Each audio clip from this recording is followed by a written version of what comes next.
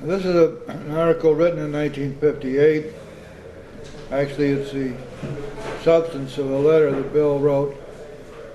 And this letter was written to Father Ed Dowling. And the full letter is reproduced in a book called The Soul of Sponsorship, which is a collection of Bill's letters back and forth to Father Ed, whom he considered to be, in one sense, his sponsor. Even though Father Ed was not a member of the fellowship, he was not an alcoholic, but he was closely associated with the fellowship in St. Louis. He was a Jesuit priest.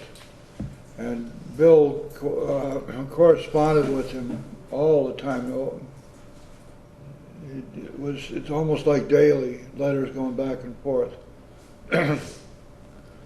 In 1958, Bill had just come through a massive time of depression and suicidal tendencies, and he had been experimenting with LSD. There was he had a real tough time. You turn to page 274, we'll see in Bill's own words what was happening to him. A lot of people don't believe me when I tell them that Bill Wilson wrote the 12 and 12 when he was very, very sick, depressed and suicidal. And that accounts for the discrepancies in there, and the fact that he was under the influence of Father Dowling, Father Ed at that time, and Father Ed wrote a considerable part of the 12 and 12 anyway himself. The middle paragraph on 274, I think this exercise of the will is appropriate and necessary during the interval in which one is developing a general release from the problem, but a general and complete release is quite possible after considerable practice of A's program. I know because I have been under enormous emotional strain since AA started. I had a neurotic depression that lasted from 1943 until 1955, one from which I never fully surfaced. About 3 years of this was suicidal. So, in Bill's own words, that was what was happening. Now, in 1958, which was 3 years later after this, he had written this, he's talking about this lasted until 1955, and now in 1958, he writes this letter to Father Ed. I think that many oldsters who have put our AA booze cure to severe but successful test. Jim, where are you? I'm sorry, page 236. Next frontier, emotional sobriety. Everybody got it? I think that many oldsters who have put our AA booze cure to severe but successful test will find they often lack emotional sobriety. Perhaps they will be the spearhead for a new major development in AA, the development of much more real maturity and balance, which is to say humility, in our relations with others, with our fellows, and with God. Those adolescent urges that so many of us had for top approval, perfect security, and perfect romance, urges quite appropriate to age 17, proved to be an impossible way of life when we were at age 47 or 57. Since AA began, I have taken immense wallops in all these areas because of my failure to grow up, emotionally and spiritually. My God, how painful it is to keep demanding the impossible, and how very painful to discover finally that all along we've had the cart before the horse. Then comes the final agony of seeing how awfully wrong we have been, but still find ourselves unable to get off the emotional merry-go-round. How to translate a right mental conviction into a right emotional result, and so into easy, happy, and good living.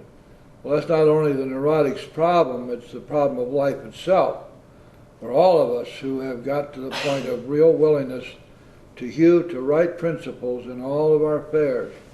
Even then, as we hew away, peace and joy may still elude us. That's the place so many of us AA ulcers have come to, and it's a hell of a spot, literally. How shall our unconscious, from which so many of our peers' compulsions and phony aspirations still stream, be brought into line with what we actually believe, know, and want? How to convince our dumb, raging, hidden Mr. Hyde becomes our main task. I recently come to believe that this can be achieved. I believe so because I begin to see many benighted ones, folks like you and me, commencing to get results. Last autumn, depression, having no really rational cause at all, almost took me to the cleaners. I began to be scared that I was in for another long chronic spell. Considering the grief I've had with depression, it wasn't a bright prospect. I kept asking myself, why can't the 12 steps work to release depression? By the hour, I stared at the St. Francis prayer. It's better to comfort than to be comforted. Here was a formula, all right, but why didn't it work? Suddenly I realized what the matter was. My basic flaw had always been dependence, almost absolute dependence on people or circumstances to supply me with prestige, security, and the like. Failing to get these things according to my perfectionist dreams and specifications, I had fought for them. And when defeat came, so did my depression. There wasn't a chance of making the outgoing love of St. Francis a workable and joyous way of life until these fatal and almost absolute dependencies were cut away. Turn over to page 238 now.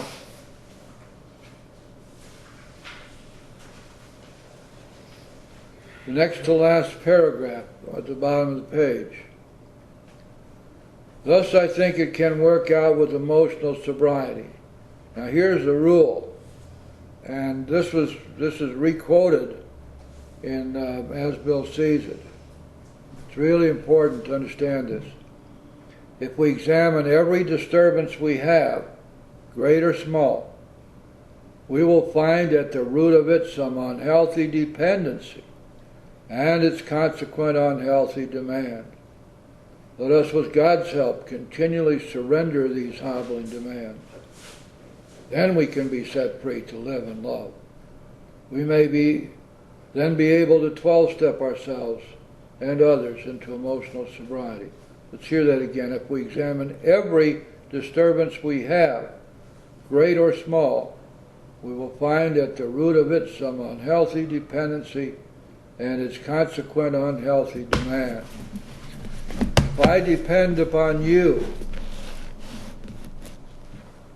for sustenance, for love, for support, for any of the important things of life, I will automatically depend upon you to supply those things, which means that I will expect you to supply those things. I will demand that you supply those things, even though you've never committed yourself to do so. My expectations will be frustrated, and I will be angry and upset and scared. Once having placed my dependency on you, it's very, very hard to be weaned over to begin to place my dependency on God where it belongs. And yet, that's what we have to do. We have to go from a place of depending on other people and upon circumstances and things in our lives and place our total dependence upon God. And Bill told us this all the way back in his story, makes no bones about it. We must turn in all things to the Father of light. Sounds like a big order, and it is. Not something which is simple to do on a regular basis because we're not used to doing it. We have to make ourselves do it. But after a while, then it does become a way of life. It becomes habitual. It becomes what we do. It becomes just as normal for us to depend on God and to turn to Him and surrender to Him as it is to eat or sleep or take a shower. It becomes the way we live our lives. But for some of us, for a long time, we have to be disciplined and consistent and use our willpower to make ourselves do this stuff. But it's well worth it. The effort is great, but it's well worth it because down the line, our whole life changes. Now, this is the point in this meeting where we share with each other. And who would like to start out? We're talking about dependency here. If you can just try to stick to that subject, or if you got something else that's bugging you, just remember that this little meeting is not really centered around Problems Anonymous. But if there's something that's really hurting and you need to get it out, we can certainly do that too. Who would like to start? I can identify with all of that.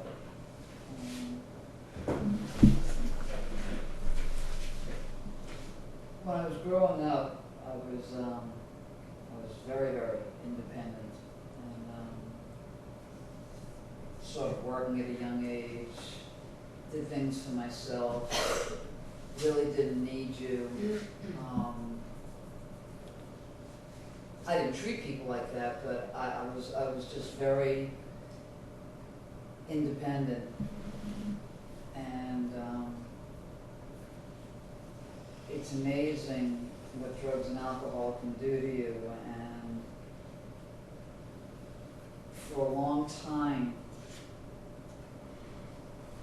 I blamed everything on my mother and my stepfather because they enabled the hell out of me, and they were always there with the money. And all I really had to worry about was just paying for basics. And I'm on my own now, and I'm being forced at a certain age of my life to really grow up.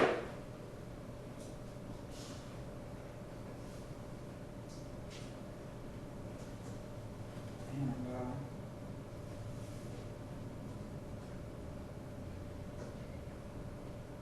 you know, I had my bout of depression when my father died, when I left a 5-year relationship, but it was things that I grew out of. But for the past almost a year now, I've been very depressed because of the financial situation. Knowing that I'm better than, and that I've always taken the lower road because it's been easier.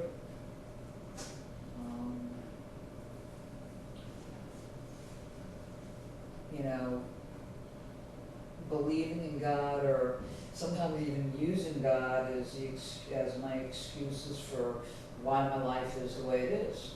You know, this is just the way it's supposed to be. And I understand from doctors that when a woman, you know, she has a hysterectomy, she's going through menopause, it just intensifies. I mean, that alone itself is horrendous. And I'm not even using that as an excuse. I'm learning to deal with that. But I've got a lot on my plate and a lot of changes that are going on. And I'm scared and I'm depressed. And I have had a while ago I was having suicidal thoughts and they went away. And I don't want to die.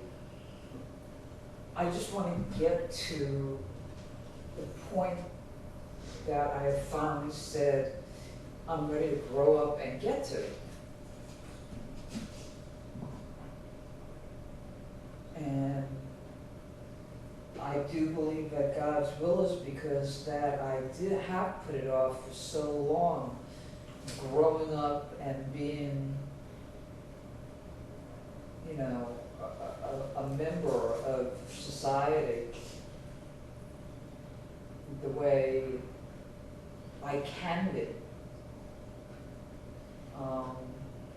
That it is going to be a slow process because I believe he wants me to learn from this and never allow my life to go back to.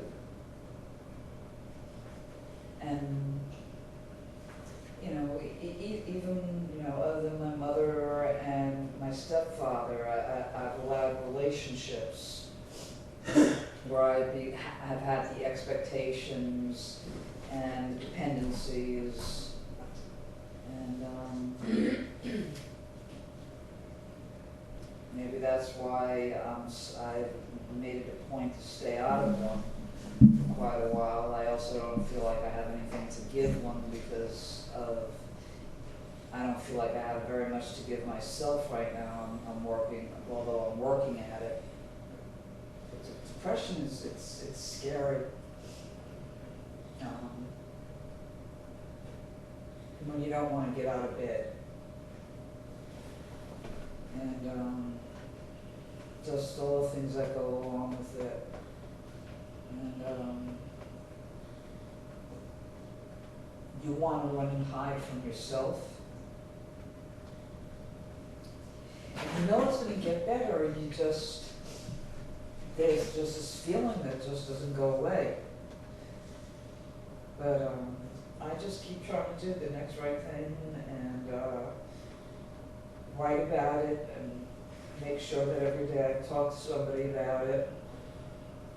And I know it's going to get better because the changes are starting. And I just have to leave it in God's hands and not my head, my own head, because my head will take me to some really scary places. But I want to become self-reliant. I don't want to depend on other people. I want it to be about me and my God, not me and my God and somebody else having to help me. Thanks for letting me share. Thank you, Alberta. Yes, and Howie. You know what? The young lady had her hand up as I did. So No, you go first. But Howie, you're a special guest with us. I'd love to hear from you first. God, would you be a wonderful politician? What do you mean? Could be, she is. She is. I said to Marilyn a little bit ago, and this is real brief, that I know her approximately 2-3 years or so, going to another group on Friday night. And I seen a seed, you know, blossom into this beautiful flower that's dynamic, just absolute dynamic. And it's wonderful to see. Wow, I'm glad I let you talk first.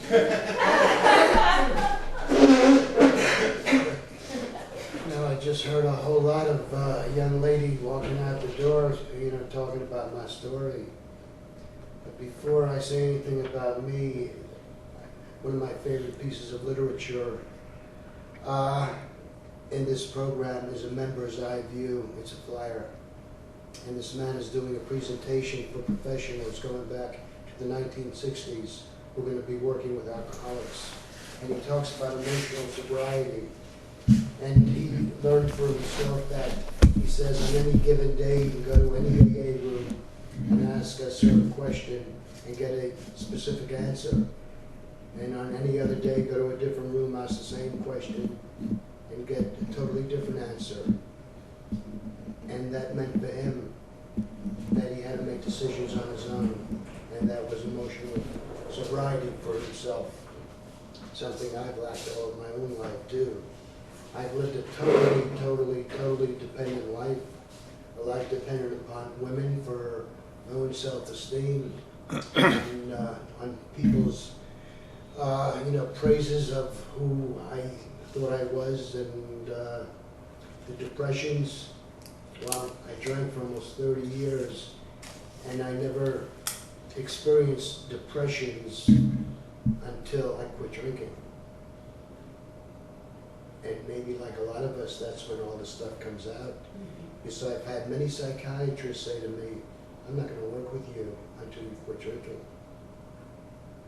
That bottle, it took care of my depressions, took care of my anxieties, took care of my panic attacks, it took care of everything. It made me feel normal. It made me feel normal inside. At the same time, I knew I was so abnormal because I had to have that bottle of whiskey with me, that pint somewhere real close. The dependency, I live with, I've been married a few times and had many live-in relationships, and one dear lady who I lived with for a couple of years after, I don't know, a year and a half, whatever, she said, "Howard, I know why you're here. You want somebody to take care of you." Elizabeth was absolutely right. And just about a year ago or so, just about a year ago this time, May 1st actually, I became grandfather for the first time. And a few weeks later, I went into a deep depression. And I've been there before, and I felt it coming on, and just like I read about Bill, I don't want this feeling to be there. I don't want to go down into the abyss. No way again. The thought of drinking is long gone. I still don't think about drinking with it. I've also been through some cancer of the thyroid gland, which screws up a whole lot, and doctors are a little bit leery of fooling around with medications, all that stuff. And I happened to read this too about a year and a half ago, about when Bill looked at the St. Francis prayers. Why didn't that work? And I'm basically just where we are right now. I've been sober enough years. I think I've worked the steps, I've worked with people, I've done all those things. And yet that depression, when it hits, it hits. And I've been diagnosed at a late age in life, at 48 years old, with bipolar disorder, manic depressive. And our dear doctor, who writes, you know, in the big book, he says we can write a whole chapter on the manic depressive. He's the least understood by his friends. And I often thought, well, that's something that maybe I should do someday, write that chapter. What we out there, I think, are not very well understood, except like we're told by other alcoholics. And that suicidal thing, I had a sponsee last year who came to me and said, you know, I've had suicide on my mind. And it was above me at the time, and I went to my friend Jim and said, "Jim, I don't know what to do. I don't know what to say to this young man." And he said, have him write down all of his fears and pray upon each one and have him talk to somebody. And I told him that, and he did it, and he told me in a few days the thoughts of suicide were gone. Well, I tried doing that same thing. You said I've had suicidal thoughts too, and it hasn't worked. So I feel myself getting more and more boxed in, and I pray to God every day, more than once, for recovery of that, so I can go on and do the things that my higher power wants me to do. And I haven't found any comfort or relief yet. And that's one of the reasons I came back to this meeting tonight. I saw Jim the last couple of Wednesday nights down in Hallandale Beach at a sponsorship workshop, and I intentionally went there because when I see Jim, there's a bond which is maybe bordering on dependency for his wisdom and his knowledge. Yes, I hate the way I feel, and this man has had answers for me, but so far his suggestions have not worked. But I'm still here tonight with my doggy because he asked me to come here with the dog specifically. And this is a very, very, very special meeting for me. As Jim said earlier, that I was one of the first people, you know, to start this thing off. And there's a beautiful, wonderful lady who's not here tonight that really was the one. So I did come here for comfort. I came here or maybe a little dependency or a lot of dependency. I came here for an answer. I came here to be with friends. Thanks. Thank you, Allie. Did you have your hand up before? Yes. No, we'll come over. Hi, I'm Marilyn. I'm an alcoholic. Hi, Marilyn. Hi, I was reading between the paragraphs that you read, and You're not supposed to do that. well, I think that You're sneaky. this is like the key though, man. And you Okay. don't want to give us the answer here. All right, go ahead, all right. Okay. Emotional and instinctual satisfactions I saw were really the dividends of having love, offering love, and expressing a love appropriate to each relation of life. Plainly, I could not avail myself of God's love until I was able to offer it back to Him by loving others. So, what happens when I have a dependency on a dependency? And when I'm upset, I can see that I have a dependency. Then I'm not getting something. I feel like I'm not getting my fair share. I'm not being satisfied. And God wants us to expect our satisfactions to come from Him. And He wants us to act. My job should not be me getting my needs met, because that's in God's hands. My job should be, who can I love? The act of love, not the feeling of love. But who can I help? Whose day can I make brighter? Who can I say a kind word to somebody? Can I love somebody? That should be where my thoughts should be, not am I getting my fair share? Because that's whenever I get upset, I'm thinking I'm not getting my fair share or something. And that's unhealthy dependency. If I had that, I'd be happy. If I had that, I'd be happy. That's an unhealthy dependency. Because I shouldn't be thinking about what I should be getting. I should be thinking about how to help others. And then it says, it's a dividend of giving love, that I'll be made happy by giving love. And, just like the 12th step, you got to give it away to keep it. It's all part of the principle. And it says the healing circuit is an outgoing love of God's creation and His people. So instead of thinking about my needs, I need to think about giving. Happiness is a byproduct, the extra dividend of giving without any demand for return. So if I think about depression is just me feeling like, I don't have things. And instead of just trying to find, like, what can I say to make somebody else feel better? Whether or not I don't feel like that, I feel like I don't have things, but I shouldn't be thinking about that. I should be thinking about you and how I can, and God brings all kinds of people into your life. So you don't have to like seek them out, they kind of come up to you. And you gotta like be nice to them.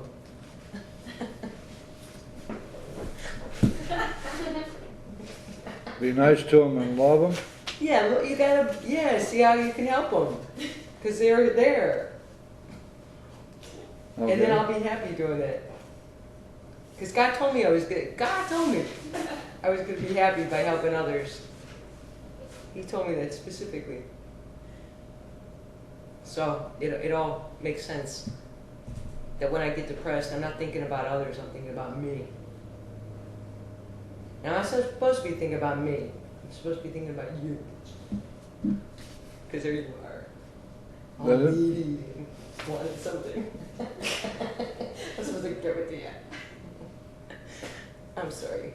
Next case. I'm the other hand of that, but on the other end of that statement, but like, I didn't know how to give before, so I just gave everything that I had my whole life, because for whatever reasons, I can remember the 2 times in my life that my mother ever touched me, so throughout my whole life, all I ever wanted to do was receive love, so just gave everything I had away, like, here's money for this, here's money for this, and then all of a sudden I found myself working 2 jobs and trying to make all these other people happy, but I wasn't happy. And then I had this little boy. And because I was so busy taking care of all these other people, somewhere in there I forgot about him. So I've been clean since like February 26th. That was like my date, you know. But I wasn't really accepting of the fact that I had a problem because I didn't want to say, hey, you know, I have a problem, because forever I've been looking at everybody else here, looking to enable you to do this, and I made it comfortable for myself to have those behaviors. There was this little boy, and I always wondered why he didn't listen to me, or why he didn't do the things that I asked him to do. But then one day I realized I was doing the same thing to him that was done to me. So I decided that somewhere I gotta break the chain. And since then, I have found such a relationship with him. And since I've made all these changes in my life, I feel so much better about myself and realized that how could they have ever loved me if I never loved me? So the last couple of months I've learned how to love myself a little bit more, and at times maybe I'm a little more selfish with my time than I could be, but I give it to him because he needs to be dependent on me now. They didn't need that. I allowed that to happen because I wanted their love so bad and it wasn't ever there. So that's why I'm here today. Thanks for sharing. Welcome. Okay, we're back. Reinvent anyway. You know, I'm not about to reverse things. Thank you for the topic. I really, really needed this. This week it's been a whole bunch of emotional turmoil for me. And what I discovered out of the whole thing was I have to go back to step 2 and step 3. Depression, I went through all that, and all it is a part of my insanity, which I've been going through all my life. And the reason I had the insanity was because I had no faith. And I talked about God and I talked about faith. I went to Catholic convent school, but the real dependency on a higher power was never there. The hope was gone and the faith. And you always say, the spiritual thing is not a theory, it's a way of life. So I'm glad to say I found my higher power, and I do go back to step 2 and 3. And just like Corinne shared, that also involves 2 other things for me, and that's self-love and self-acceptance. I've done a lot of things wrong, and I have to admit what they were, and then I have to be willing to turn them over and change. But I'm afraid to change, and when I'm afraid to change, I'm depressed. And when I'm afraid to move, it's because I haven't got the faith and the hope that my higher power is going to kick in when I'm going to need it to kick in. So it's okay today. And interestingly enough, I just finished my 4th step, which really was a great thing. And I was in this enmeshed sort of horrible place with a lot of other people depending on me for their self-worth. I played the trophy a lot in relationships. They wanted a woman who was funny or smart or cute or dressed a particular way. And then their hair goes, whatever color they like, and the skirt gets shorter, and oddly enough, I even while I was doing my 4th step, I had this block against my education and my thesis. And I started writing that I hate my thesis out of resentment against this research that I'm doing. And the energy that was around that was fear. It was fear that I would not be loved by men if I was intelligent. That was a quality that I valued in myself, but the men that I met, who were always alcoholics and very much like my father, male chauvinistic sort of type attitude, the woman has to be submissive. I didn't want to get smart because I didn't want to feel the rejection, and I didn't want to feel the no love. But I had to drink. That's why I drank. I had to drink to quiet that voice, to quiet those instincts that were telling me this is not a healthy person. This person is damaging you. They're holding you back from being intelligent and wearing whatever the hell you want, and and talking however you want. So I sabotaged a lot of my life because of wanting acceptance. And now today I can't do that, and I can't be in any twisted relationships where people are living through me, because I found a lot of people too that live through me still, because they feel like they live through you, Jim. You know, because they think you're the higher power, because they don't have God inside them yet. I mean, they have. If you're dead, when you're dead, you have to find somebody else to live through. And I know because I was dead. So today I have the soul, and and that soul is my intuition, and it guides me to do whatever it is that I need to do for the best, for the growth, and become as godlike as I possibly can. And that automatically leads me to be independent and be able to get out of bed and just say, okay, it's God's will, you know, and I'm going to do it. So, I just hope those people can maybe, you know, like I have to do, go back to step 2 and 3 and say, I'm in an insane place, how do I get out? Explanation. Oh, thank you very much. Yeah. Okay, good. I want to give both of you ladies a little food for thought, if I may.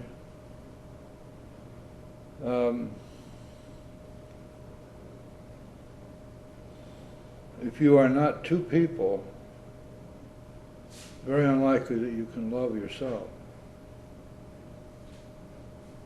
Now, if you happen to have, have like 3 faces of Eve, then one of your personalities might be able to love the other. It happens to be a physical impossibility to love yourself. What we love is the way we feel about ourselves. And especially we love what we do when we do the right thing. That's when we begin to feel a sense of real self-esteem, in the sense that we esteem ourselves for the actions that we take.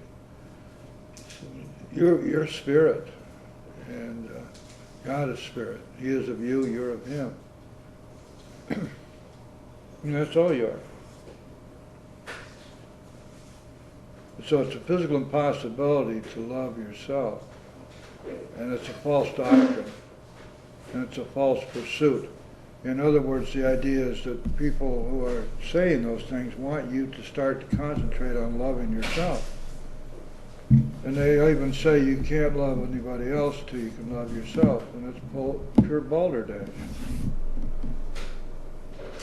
You think it through, you realize that to love means that there must be a person loving and a person being loved. You see, because unless you are postulating a split personality of some kind, you can't do that. But you can definitely love and like and be proud of the things that you do. And that's the difference. See, when we change our actions, we start doing the next right thing and taking care of business, taking care of what's on our plate to be done. We don't hurt other people, and we leave the results up to God. Then every night when we go to bed, we're able to look back on the day and we feel very successful for that day, even though we may not have gotten the results that we had hoped for because we left the results up to God. Nevertheless, we know that we did what we're supposed to do. As opposed to our actions always before, we were making decisions based on self and acting upon those decisions. And in spite of the fact that we knew right from wrong, we often did things that we knew were wrong. And we hated that. We hated that. We hated that we were doing that. We felt guilty. We hated to feel guilty. We were afraid of being caught. See, guilt really is a product of fear. Somewhere along the line, we've learned that there are consequences, and even if we're not caught by the authorities, God knows what we're doing, so we're not getting away with it. So we're afraid, and guilt is really fear. Fear is behind every single one of the the forces in ourselves would tear us to pieces. In fact, there isn't any question that depression is absolutely a product of fear. Absolutely. And so when we think in terms of the ubiquitous nature of fear in our lives and how it's all pervasive, it makes it real important for us not to kid ourselves that we can do things that we can't do. Not possible to love yourself. And it's very possible to love the things you do. To be very happy about the way you're living your life. To be very happy because you're doing what you know to be right and you're doing it consistently. It's very possible to develop a totally different definition of yourself than you carried in the door. When you define yourself, this is a very excellent exercise to go through. You might want to do it tonight. Sit down with yourself and say, okay, how do I define me? What am I? And just start writing it down and see what comes out. You're going to be surprised to see what you find. And there will be, in most cases, we're going to find a lot less optimism and happiness and forward-looking than we show to the world. We want to say, why is it that I am anticipating failure? Maybe it's because I've always had failure. Maybe it's because I haven't yet learned the lesson that the past does not control my present or my future if I change my actions. It's a simple equation. If I don't do the same things I used to do, I won't get the same results. And yet we have been led to believe that the past always repeats itself. And so we see circumstances now which are similar to circumstances we had before, which led to a disastrous conclusion, a failure of some kind. And our mind automatically tells us, oh, well, you're too weak, you're too dumb, you're not beautiful enough, you're not handsome enough, you're too old, you're too young, you're going to fail again. Because our mind wants to kill us. It lies to us, and we believe that stuff. So if you take a look at your definition of yourself, and you want to think in terms of self-esteem, that's the way you test self-esteem. How do you define yourself? Honestly. And sometimes it's a wake-up call. Whoops, what do I find here? Wow. So people have been talking to me about loving myself. What they really wanted me to do was to start loving what I was doing, loving what I see in my actions and in my prospects and in my emotional state and in my spiritual state, to love what I see. That's when we truly begin to have a strong positive definition of ourselves. And then it's good because if you look back, you'll find out that you always tended to live up or down to how you defined yourself. So we'd like to find out what that really is. I've been listening a lot tonight, what everybody's been saying. I relate a lot of it to survival skills as you mature, as you start getting older. You survive through fear, you survive through dishonesty, and whatever goes with it. The wanting, the unwanting, the loving, the unloving. It's survival. And as you tend to turn everything over, and you get out of God's way, and let it into your life, and you start doing the steps, I found in my way, that's where my depression came in. Because then I started realizing I had to make amends for what I had done wrong. I had to own up to it. And the concept of saying I'm opening old wounds to people I may have hurt years ago that I may have to go back and say, gee, I'm sorry for what I did. Or without saying I'm sorry, by acting out a better person that I want to want to project now that I am, not the person with the sharp tongue that could cut you in half if he wanted to, or hurt a feeling. That's where the depression came in, where I started realizing what I had done. I'm going through 8 and 9, I'm making these lists out, and I know I have to send letters to people I know I will never see them in other parts of the world. Well, I'll pass and never cross. I had the hardest time writing 5 letters. I have found more excuses not to write the 5 letters. I procrastinate, I found the wording isn't right. This should be better. Maybe I should say something different. The only thing I'm doing, I'm trying to delay it that much longer. And the longer I delay it, the pain in the chest, I feel like I'm getting a heart attack. The cramps in the stomach, wondering why I'm going through all of this, because I'm inflicting it on myself instead of just turning it over completely. There, my survival skill, in my own, I haven't gotten rid of yet totally. So until I totally turn it over, I've given it to a point where I feel a lot better with Dominic now than I've ever felt before in my life. Because I stripped myself clean, and I'm trying to rebuild the baby again that I was. Because I wasn't brought into this world to be student, wasn't born to be the best that I turned out to be. I converted myself into that. With all the products that I added on, all the garbage that I added on, I did it. With my insecurity, my people pleasing, and my attitude, and all the dishonesty that went with it.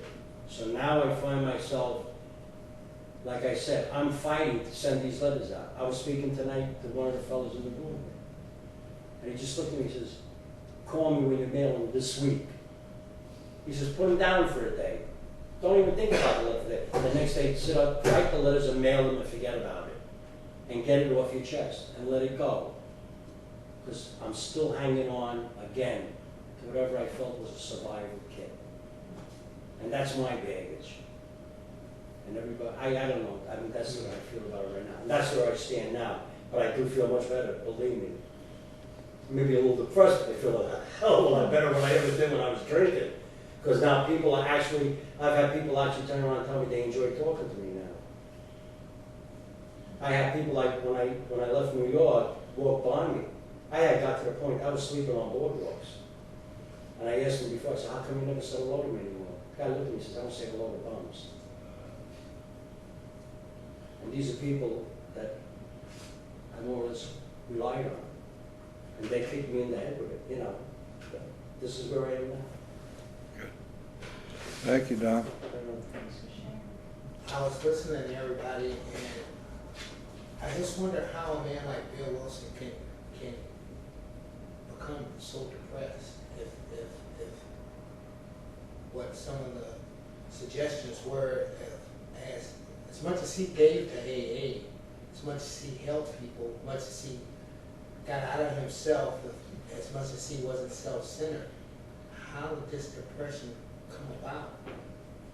And why did it come about? And maybe that's either here or there, but that was what was going on in my mind.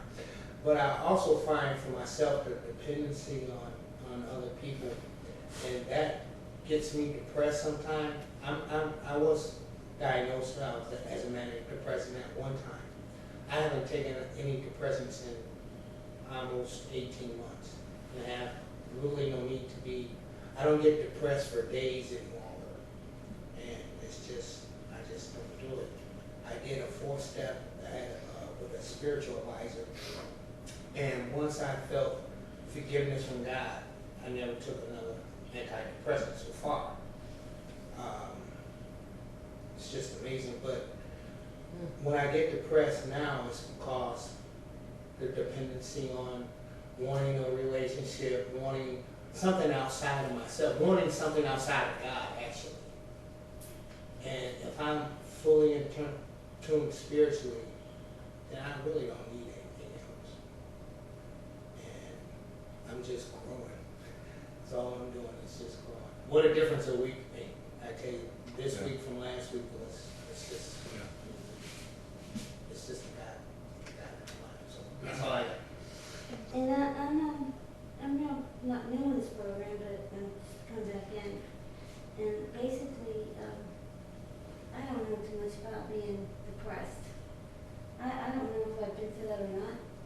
quite frankly, because I always was drinking or drugging. So, I divorced any feelings. But, for the past 50 days, I've really been, trying to get that spiritual feeling with God. And, it's working. I'm really turning my life over to him.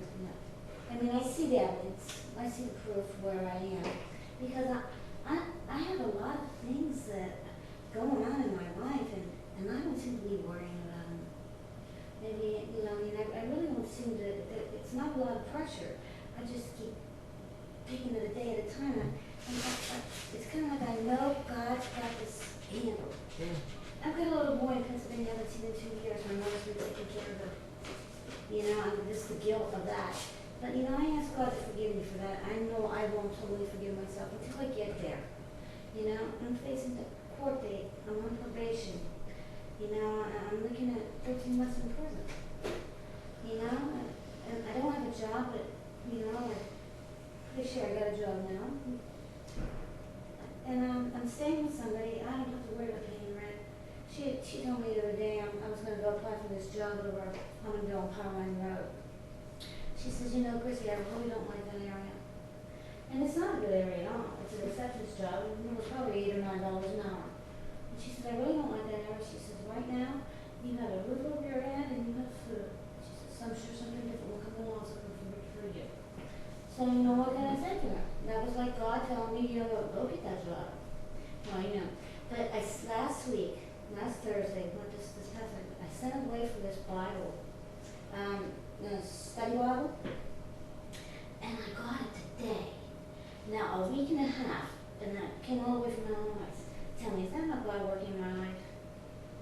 I sent away, I asked for him to send me one, told me I was incarcerated, and I was trying to get closer to God, and I needed a study Bible so I could, it's very hard sometimes to understand what it's saying. And I got it in a week and a half. When I was in prison, I waited over a month to get one. Is that not God working in my life saying, yeah, here you go? When I was in jail, I never even requested the Christian program, and the lady came and asked me, do I want to be in the program? And that was not a normal thing that they did. God is definitely working in my life. Otherwise, I'd be a basket case. Well, no, I know where I'd be if God was not working in my life, because I've been faced with these situations before. My solution to the problem was to go drink and drug. Okay? I'm not drinking and drugging, and I've been out of jail today. It's a Saturday night. 3 weeks. And I have, with God and myself, I have been clean and sober. It's easy to stay clean and sober behind bars because you can't get to it. But in the real world, you can get to it anywhere if you want it. So, I'm real, I got joy in my life, even though, I got these problems. I know everything. God's gonna do for me what I can't do for myself, as long as I keep doing the next right thing. Like this meeting tonight, I almost didn't come to the meeting and got home and I came over here. I forgot the language of the heart was even going to be tonight. But I stayed anyway. It was no normal. I stayed anyway. I was so afraid today that I wasn't going to make a meeting because I was babysitting for somebody. Helping them out. Something that 2 years ago I wouldn't have done. I would have been too busy getting high. So life is good for me right now, even with all these problems that I have. Good. That I don't worry about. Thank you very much. Glad to be here. Glad to be sober. I'm really glad to be sober.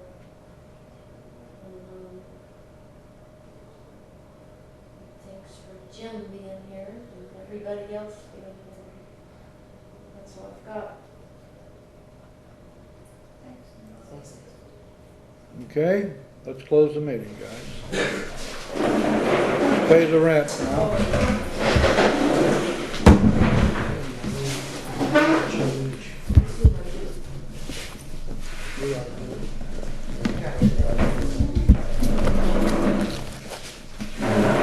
All this circle represent the unity of our fellowship.